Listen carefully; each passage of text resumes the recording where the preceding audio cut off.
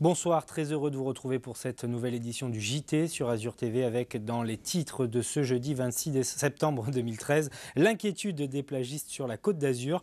Depuis 2006, leurs surfaces d'exploitation sont menacées. Ils souhaitent aujourd'hui que les choses changent. Ils étaient plus d'un millier à Nice au rendez-vous du deuxième tremplin pour l'emploi. Nous avons suivi la matinée de Flore, jeune diplômée qui débarque sur le marché du travail. Et pour terminer ce soir, le Nice Art à la maternelle. Une classe bilingue français-niçois vient d'ouvrir à Nice, une première en cette rentrée 2013. Mais pour débuter ce journal, cette information, un cadavre momifié a été retrouvé hier en fin d'après-midi dans le port de Mandelieu. Le corps était accroché à un petit voilier. L'identité de la victime est toujours inconnue. Une autopsie sera pratiquée la semaine prochaine pour déterminer les causes de la mort. Et si vous pensez détenir des informations, n'hésitez pas à joindre la gendarmerie de Mandelieu au 04 93 49 27 97.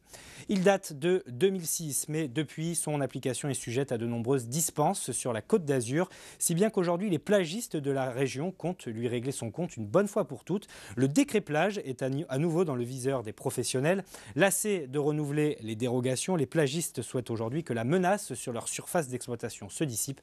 Les détails avec Frédéric Borguino. Le décret plage de 2006 n'octroie plus que 20% de domaine public aux plagistes au lieu de 30 auparavant. Seulement beaucoup de plages de Cannes à Menton dépassent ce taux. Rudy Sall, député des Alpes-Maritimes, déplore un mode de calcul inadapté. Qu'est-ce qu'une plage aujourd'hui? Alors on va vous dire, eh bien, c'est une étendue de sable ou de galets, mais après tout, lorsque vous êtes au Cap de Nice, vous avez des gens qui vont se baigner au Cap de Nice, il n'y a pas de plage où il n'y a pas de galets, il y a des rochers, mais les gens vont se baigner. On peut considérer aussi que c'est une plage. Et aujourd'hui, cette partie de plage n'est pas incorporée dans le linéaire des plages. Et donc, lorsqu'on calcule 20%, on calcule 20% simplement entre le château et Carras, mais on ne prend pas l'ensemble du littoral niçois qui permettrait de donner la souplesse nécessaire. Rudy Sall, avec Christian Estrosi et le sénateur maire de Cagnes-sur-Mer, sont allés chercher une solution au niveau national. Alors nous avons demandé une audience au ministre du Tourisme. Nous avons également demandé une audience au ministre de l'Environnement, puisque c'est une question qui est à cheval sur deux ministères. Et nous sommes en train de préparer, avec l'avocate des plagistes et avec le syndicat national des plagistes, des contributions de façon à apporter des solutions au ministère qui seraient en quelque sorte des dérogations qui s'inscriraient dans le décret. Il n'est pas question d'annuler le décret il existe. Nous essayons simplement d'apporter au décret quelques dérogations, c'est-à-dire en quelque sorte l'exception qui confirme la règle. Depuis 2006, ce décret n'a jamais été mis en application sur la Côte d'Azur, mais les plagistes ont peur pour la saison prochaine et préviennent des conséquences désastreuses. La réduction de l'occupation du domaine, en ce qui concerne Nice par exemple, si on applique le décret, ça va supprimer à peu près 80 matelas par établissement. Ça supprime donc au total pour la ville de Nice, ça va supprimer 1200 matelas. Et les emplois qui en découlent, ça va enlever 50 emplois directs. Donc ça multiplié par toutes les villes de la côte, c'est un décret qui est catastrophique et qui apporte rien du tout parce qu'on a quand même 80% du domaine qui est disponible pour le public. Donc on ne veut pas s'étendre, on ne veut pas gagner de l'espace sur le domaine public, mais on veut simplement pouvoir travailler et répondre à la demande des touristes qui fréquentent la Côte d'Azur. Les plages privées sur la Côte d'Azur représentent des milliers d'emplois directs et indirects. C'est toute une filière économique qui risque gros en cas d'application du décret. Car en plus de la réduction du taux d'occupation, ce décret prévoit la fermeture des plages en hiver. En attendant, les plagistes de la Côte d'Azur vont encore profiter tranquillement de l'arrière-saison. C'est une information révélée par Nice Matin. Un jeune homme de 17 ans, originaire de Valoris, est actuellement en détention à la prison de Grasse. Il est suspecté d'avoir participé en février dernier au casse de l'horlogerie Chronométrie à Cannes. Après s'être introduit dans la boutique à coups de disqueuse, deux malfaiteurs s'étaient emparés de 400 000 € de montres. Une enseigne sur la Croisette qui, depuis, a été cambriolée une deuxième fois. C'était à la fin du mois de juillet. 70 entreprises, 500 offres d'emploi et un bon millier de visiteurs. Gros succès toute la journée pour la seconde édition du Tremplin Emploi. À l'initiative de l'Université de Nice Sophia Antipolis et de la Société Générale, les étudiants et les jeunes diplômés étaient invités à participer à un certain nombre d'ateliers sur le campus Saint-Jean-d'Angely à Nice. Objectif, bien sûr, décrocher un job, mais aussi et surtout apprendre à bien se vendre. Rachel Turpin a passé à la matinée en compagnie de Flore, une jeune diplômée à la recherche de son premier emploi. Donc voilà, en fait, ma démarche est très régulièrement, tous les jours, checker les différentes offres qui sortent sur ces sites. Flore a 22 ans et vient de la région bordelaise.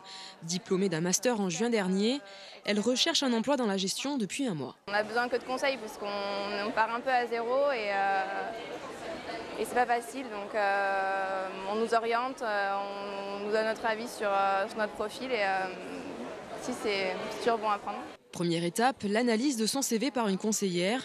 Sa formation, ses compétences, ses centres d'intérêt, tout est observé dans le moindre détail et son profil a su faire la différence. Dans le CV, c'est qu'elle a une formation, un Master 2 en contrôle de gestion audit interne. Donc elle a fait 2 beaux stages significatifs et c'est un secteur, enfin des métiers où l'on recrute.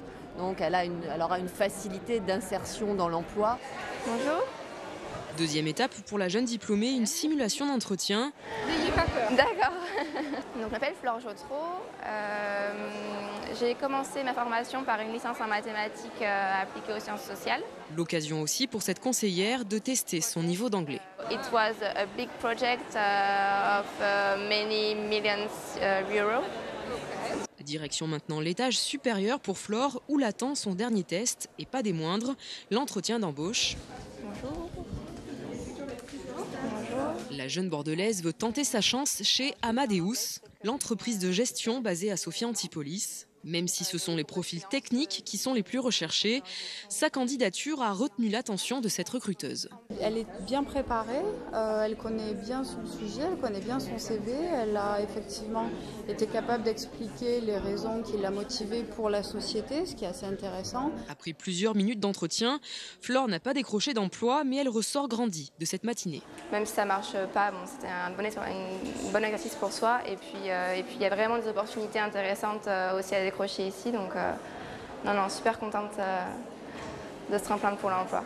La jeune diplômée espère être prochainement rappelée par l'entreprise et décrocher le premier emploi de sa jeune carrière. Chaque année, environ 2000 étudiants jeunes diplômés trouvent leur premier emploi dans les Alpes-Maritimes et le Var.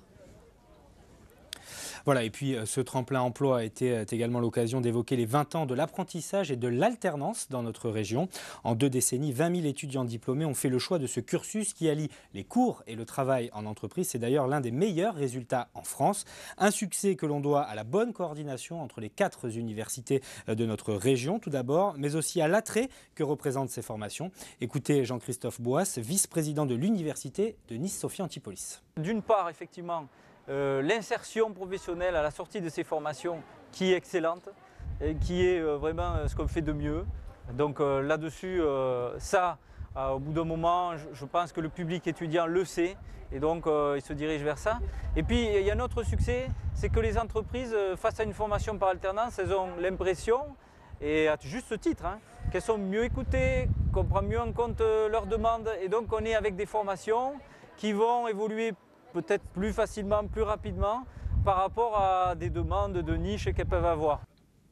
Et de l'université, on file maintenant à la maternelle. Depuis cette rentrée, l'école des Orangers à Nice accueille la première classe bilingue français-niçois. 15 élèves de petites et moyennes sections alternent donc les cours dans les 2 langues. Un bon moyen de transmettre le parler niçart aux nouvelles générations, comme a pu le constater ce matin Lucie Camin. Luca, ton siège, Luca. Appel en niçois aujourd'hui dans la classe de Jérémy.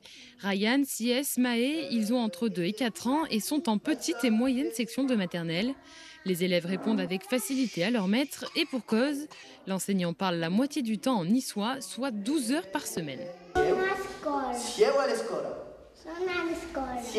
C'est une méthode assez immersive, c'est-à-dire que j'ai des moments bien identifiés en niçois pour mes activités et j'utilise le niçois uniquement. Je ne parle pas en français à ce moment-là.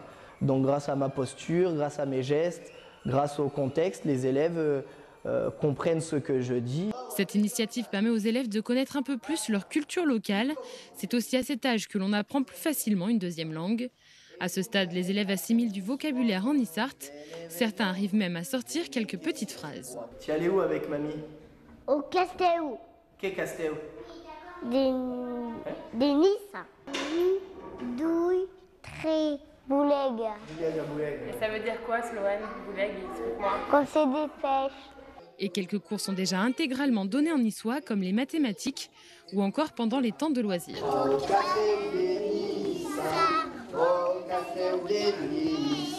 Réfléchi depuis janvier 2012, le projet est porté par l'association Parlin Ogbi Kuntea. Soutenu par de nombreuses institutions et associations locales, l'Académie de Nice a donné son feu vert pour l'ouverture d'une classe pilote cette année. C'est beaucoup de satisfaction, une grande fierté parce que c'est un travail de longue haleine. Et puis un vrai plaisir parce que je vois mon fils rentrer régulièrement avec de nouveaux mots, être capable de compter en niçois sur 3 semaines. Pour moi, c'est assez impressionnant. Et en ce qui concerne l'avenir de la classe, il dépend du nombre d'inscriptions à venir pour l'année scolaire 2014-2015. Mais l'association reste mobilisée pour que la classe bilingue français-nissart devienne pérenne sur le long terme. Voilà, et on va terminer ce journal avec du foot puisqu'il y avait une journée de Ligue 1 hier soir. Fortune diverse pour les clubs azuréens. Monaco a tout d'abord conforté sa place de leader en battant à domicile Bastia 3-0. Falcao 2 fois, Emmanuel Rivière sont les buteurs monégasques. En revanche, pas de 3e victoire de rang pour l'OGC Nice. Défaite 2-0 sur le terrain de Nantes. Les Aiglons reculent ainsi à la 7e place du classement. Une soirée véritablement en enfer puisque dans cette rencontre, le gym a perdu Eric Botéac pour au moins 1 mois.